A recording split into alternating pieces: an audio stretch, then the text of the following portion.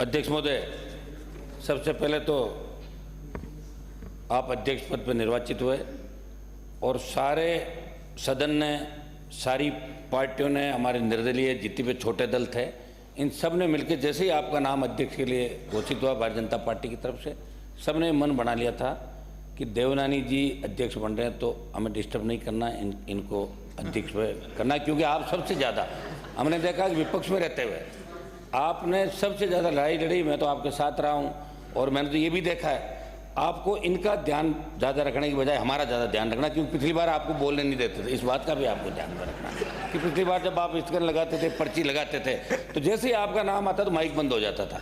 तो इस बात का तो आपको ध्यान रखना, लेकिन हमारा जो छोटे दल है निर्दलीय, इनका विशेष रूप से ध्यान रखना है। इस विधानसभा के अंदर अध्यक्ष महोदय, मैं लोकसभा के अंदर हमारे कई साथी जो लोकसभा के अंदर थे, विधानसभा का चुनाव लड़े, लोकसभा और विधानसभा के अंदर आने के बाद हमें एक चीज़ बहुत यहाँ खलेगी कि वहाँ लोकसभा 80, 90, 100 दिन तक चलती है साल के अंदर, और यहाँ 20 और 25 दिन विधानसभा चलती है। सारे दल यहाँ प्रतिपक्ष नेता का चयन नहीं हुआ, शायद उलझन के अंदर वो मामला जल्दी हो जाए। मैं इनको करता हूँ जल्दी प्रतिपक्ष का नेता बनाएं और हम सब मिलके आप सर्वदलीय बैठक बुलाएं और बैठक बुला के तय करें कि राजस्थान की विधानसभा कम से कम 30, 35, 40 दिन साल के अंदर चले।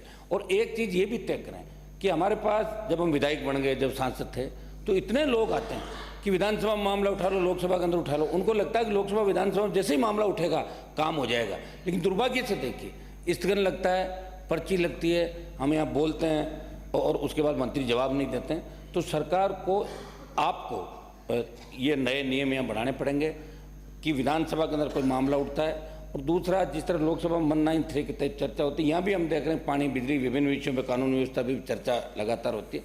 चर्चाएँ भी समय समय पर हो, हाउस ज़्यादा से ज़्यादा चले, तब लोकतांत्रिक मूल्यों की रखवाली हो सकती है। हमें आपसे बड़ी उम्मीद है कि लगातार 3 से लेकर 23 तक आप लगातार जीतते रहे, और हमें ये भी पता है कि आप के दल के कई लोग ये नहीं चाहते थे कि आप जीत के बार बार आओ, लेकिन फिर भी आप आ जाते थे। आपकी बहुत मेहनत थी वहाँ पे आज, और हम तो ये चाह रहे थे कि आप एक दूसरे पद की ओर जा रहे हो, लेकिन चलो यहाँ आके रुक गए। भी बड़ी बात, विधानसभा अध्यक्ष आप बन गए। मैंने देखा दिल्ली के अंदर बहुत से नेता जो सीएम की बात करते थे, उनको विधानसभा को अध्यक्ष बना दिए देश के अंदर।